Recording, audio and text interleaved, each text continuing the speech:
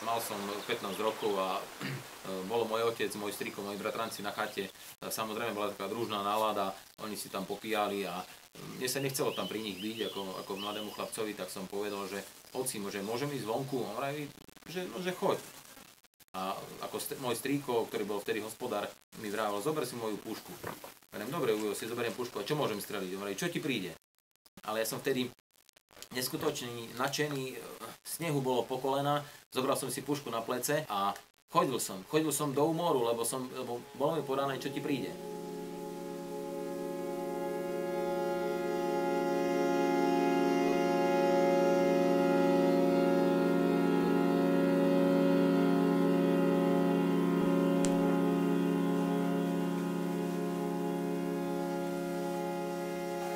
V období, kedy som sa prihlásil na školu, bolo obdobie socializmu a vtedy lesník niečo znamenal.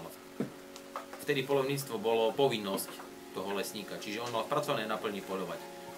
On ráno išiel do práce s puškou na pleci. No, do toho prišla tá revolúcia a veľa vecí sa zmenili. Nebolo to samozrejme z roka na rok ani zo dňa na deň, ale veľa vecí sa zmenilo a lesníctvo sa dostalo veľmi do úzadia, je ako na pokraji záujmu tejto spoločnosti a poľovníctvo sa stáva len domenou bohatšej, majetnejšej vrstvy.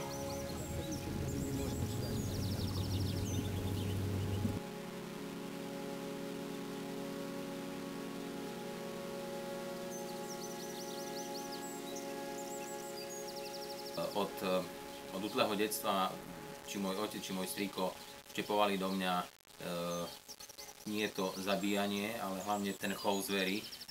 A ten lov zverí bol vždycky až to vyvrcholenie, to úplne posledné. To ostalo teda vo mne až dodnes a to ja sa snažím vštepovať do členov našho združenia. Aj môj profesný život sa okolo prírody odohráva.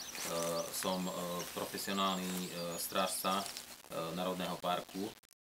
V súčasnosti vykonávam funkciu zoológa, to znamená, viac menej mám na starosti zoológiu, čiže zver. Bližšie k tomu robíme monitoring dravcov, zistujeme početnosť vtákov, vyhľadávame miesta, kde hniezdia.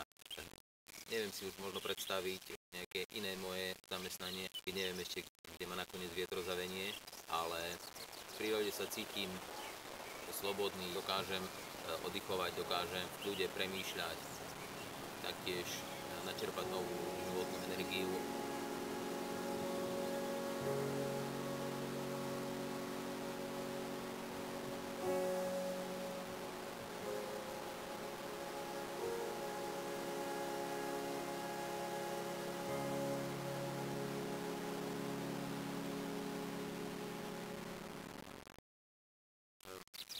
Dostávam často takéto otázky charakteru, ako môžeš zver zabíjať, keď si ochranár a keď ju chrániš, ale to je presne taká otázka, ako by sme dali nejakému poľnohospodárovi alebo chovateľovi dobytka, že prečo nakoniec ten dobytok zabíja a konzumuje, keď ho celý život chová a chráni pred počasím, pred zverou, pred čímkoľvek. Takže u mňa je to vlastne to isté.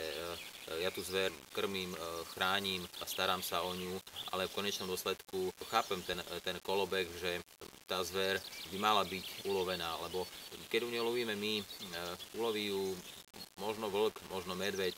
Keď nejaké percento si zoberie aj on, lebo aj to patrí do kolobehu v prírode, že musia tu byť aj šelmy, musia tu byť aj dravce a musíme sa my s nimi vedieť podeliť. Človek využíva všetko v prírode, tak prečo nevyužívať aj možnosť tú, že tú zver dokážeme vychovať a tie stavy, ktoré sme vlastne nadpočetne vychovali, môžeme uloviť.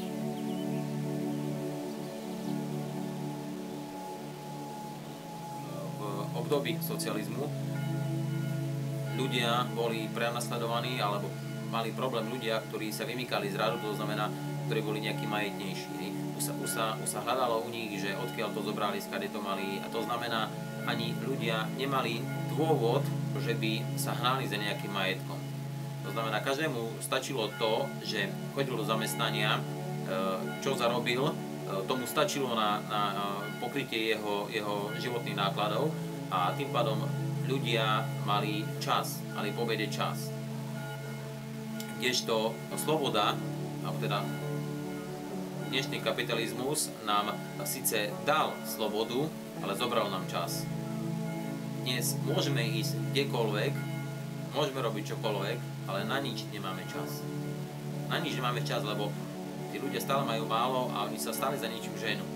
My sme ešte spoločnosť, kde je v úvodzovkách raný kapitalizmus a sa predbiehame jeden pred druhým, chceme mať viac a stále máme málo. Je to asi tým, že tých 50 rokov sme to nemohli, teraz to chceme nejakým spôsobom dobehnúť. No a to presne sa odzrkadľuje aj v poľovníctve. Keď som sa vrátil do histórie, 20 rokov, keď som bol ja prijímaný za člena, tak som ako členský poplatok, ako vstupný poplatok neplatil nič. Zo pár rokov po mne, v období dnešného kapitalizmu, máme vstupné poplatky. Už to vylučuje niektorých ľudí z toho združenia. To znamená, tí dôchodcovia alebo ľudia bez práce budú mať do budúcna problém sa v združení udržať. Nie je to kvôli tomu, že ich nechceme. My tých ľudí si vážime, my ich chceme, my máme rôzne úľavy, rôzne výnimky, ale je to na úkor toho, že ostatní musia platiť viac, musia dávať viac. A tlačí nás to vlastne ten systém, ten spôsob, aký v poľovníctve beží, to znamená, že my musíme si zarobiť, aby sme existovali. Od nás chcú nájmy, od nás chcú poplatky, my musíme krmiť, my musíme za všetko platiť, tým pádom musíme niečo zarobiť. A je to veľmi ťažké aj v dnešnej dobe, v období hospodárskej krízy, že by ešte ľudia nemajú prácu a že by ešte my sme ako združenie mimo štátu ešte zarábali a vlastne získavali nejaké peniaze. Čiže jediné peniaze, jak my môžeme získať, je buď poplatkový odstrel, ktorý je taký novodobý fenomén, získavame ľudí hlavne zo zahraničia, ktorí k nám prichádzajú a my sa vzdávame tých najkrajších trofejí, tých najkrajších srncov, najkrajších jeleňov, najkrajších diviakov a núkame ich vlastne cudzincom za určitý poplatok.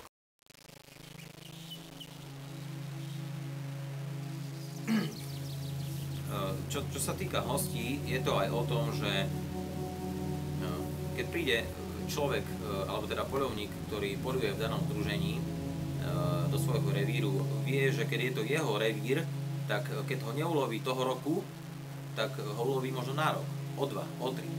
Čiže tým pádom tú zver chová. Lenže keď príde host a host si zaplatí, on nevníma to, že ja neulovím toho roku, ulovím na rok. Lebo on si zaplatil tento rok. Tam v ňom neprebieha nejaký súcit, pocit, že to by som mal, alebo to by som nemal uloviť, alebo toho je škoda, alebo toho nie je škoda. Veľakrát je to o tom, že som tu, zaplatil som si, tak potrebujem streliť.